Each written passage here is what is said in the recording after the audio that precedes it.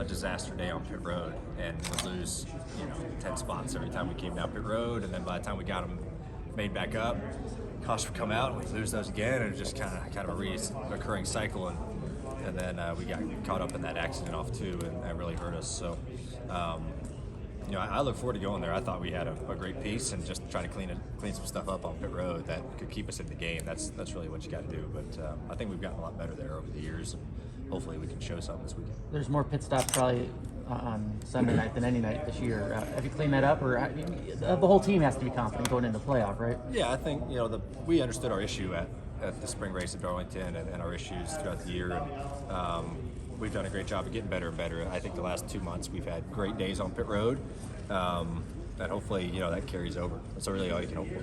Thank you. Do you have something to prove in the playoffs? I think everybody has something to prove. I mean, right? You always want to prove that you can go and compete for a championship, and we have a chance to compete for a championship, and it's just a matter of how far you can go. So I would love it that we if we barely sneak in by the skin of our teeth, and then go out there and make it to Phoenix, that'd be pretty good. And I think this team is plenty capable. That's for sure. I got utmost confidence in the world with those guys, and I think everyone has something to prove, just showing they deserve to be here. Yeah. When you were in the wreck, and it was right before the end of the stage, and you have 1 lap to get into minimum speed, and of course they throw the caution, but you've got to keep going in hopes of keeping minimum speed. Are you thinking, am I going to get minimum speed? It's a kind of a quirk in what you guys are supposed to try to be doing. Yeah, it was an interesting situation. I mean, I was able to run wide open. You just hope you're fast enough. You're not draggy and damaged enough to where you won't make minimum speed. And it was weird, coming to the end of the stage. They throw the yellow, but you still have to complete your lap. And it was they told Hassler initially that we didn't make the DVP clock because the caution came out. We're like, well, that's wrong. We finished our lap and it was fine. So they luckily looked at it and were like, okay, yeah, you did make it. Our system was messed up. So you're just hoping that you can make minimum speed. I didn't know what minimum speed was, to be honest with you. I just hoped it was fast enough. I think it's pretty high there because you got damaged cars all the time. So luckily it made it, and then that gave us a chance to be able to come back and work on it, because I had flat spotted lefts. We didn't have enough time to put 4 tires on it. We just put rights on it and fixed what we could, and kind of got a little bit of bare bond on it, but my lefts were squares, and so if we wouldn't have made minimum speed there and had to stay out, that was going to be a little rough. We would have to come back in under green, and I probably would have lost a lap or 2 more. So that was critical that we made minimum speed on that last lap. Yeah. So if you knew you couldn't pit until you knew whether you made minimum speed. Oh yeah. Did you have that beer? Yeah, I had a handful. Yeah, it was a good relaxing night of getting home and just hanging out a little bit. So definitely needed that. You said this is obviously a reset now. You guys are in, so now you go chase the championship. I mean, is it a different feeling going from the last month, couple weeks, to fighting to just get in, and now you can mentally reset? I think a little bit. It was definitely a tough last month, racing the 19 real hard. You got really just one guy you're trying to get into to get the final spot to set yourself up for 10 weeks. And now that, we've accomplished that goal, all right, now you might get a little breath of fresh air, and you're like, okay, everything resets.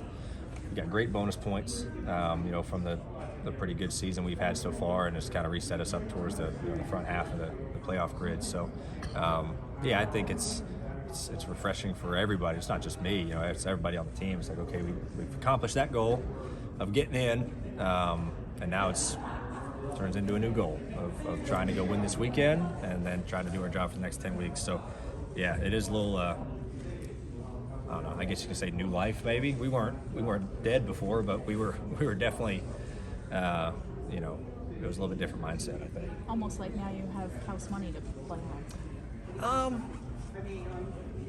Maybe a little bit. I don't know.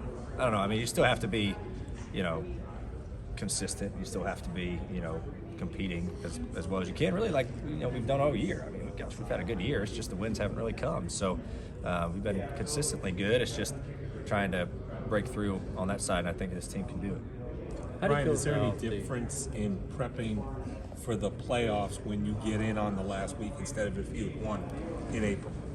No, I feel like we've, even before we went to Daytona, we were getting ready for our Darlington car. I mean, it's you're always preparing, weeks out, weeks in advance.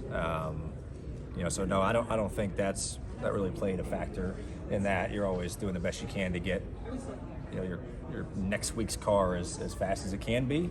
And we're really good at, you change over race after race weekends really quick. I mean, we're really good at that stuff. That's the name of the game with these guys. So no, I don't think that hurt us at all.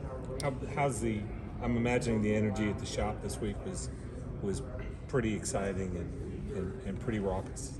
Yeah, it was. It was good to go in there Monday and see everybody, right? I mean, all the shop men and women who don't go to the track, they're working in there Monday and they were pumped up, right? I mean, it's great for them, getting all 3 cars in, that's huge for the morale of the race shop, right? So it was great to see all those people.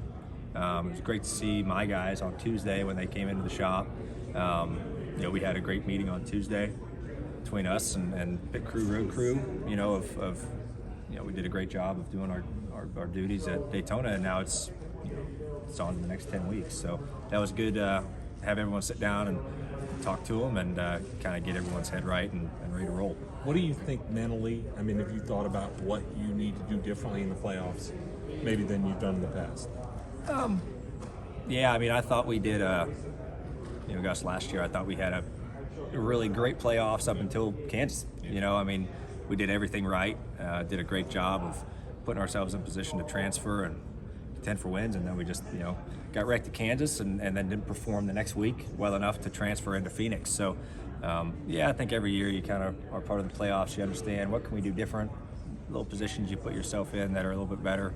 Don't make mistakes. That's one of the biggest things. So I think you get a little bit.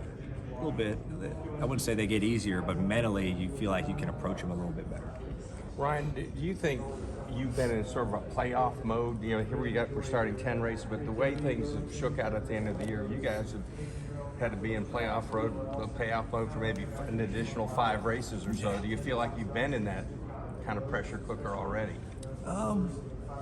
Yeah, yes and no. It's a little bit different mindset, I'll say. We were kind of just racing one guy. It was me and Martin were kind of racing for the point side of it there. Now you got 15 guys you're racing when it resets like this. So a little bit different mindset. But at the same side, it was kind of like a ride or die kind of thing of, between me and Martin to try to get in, and now it's almost the same thing in some areas. If you get down to the last race of a round and you're kind of on the cusp of making it or not on points, it's maybe the same mindset, but I think it changes up a little bit. What do you think about Bristol in this first round being the cutoff race? Obviously, it's brand new, right? For the next gen, everything. There's a whole lot of agendas. I think half the field feels like Ross and different other guys got different agendas. Does this race have the potential to be a little more volatile? Yeah, probably. I mean, it's. I think we got 2 of the toughest races in the first round. You start with Darlington and then you end with Bristol. It's 2 really tough tracks. Starting and ending the first round, and the unknowns of Bristol. Going there for the first time with the concrete track. You don't know. You don't know what to expect. It's just one of those things where you just kind of see where the flow of the race is going, and you understand what the Bristol night race is like, but you don't ever know how this car is kind of going to react to it. So, on that other side, I don't think I've pissed off too many guys this year, so I hope I'm in a good spot on that side of it. But as far as everyone else goes, I hope I just sit back and watch it. I don't know what will happen.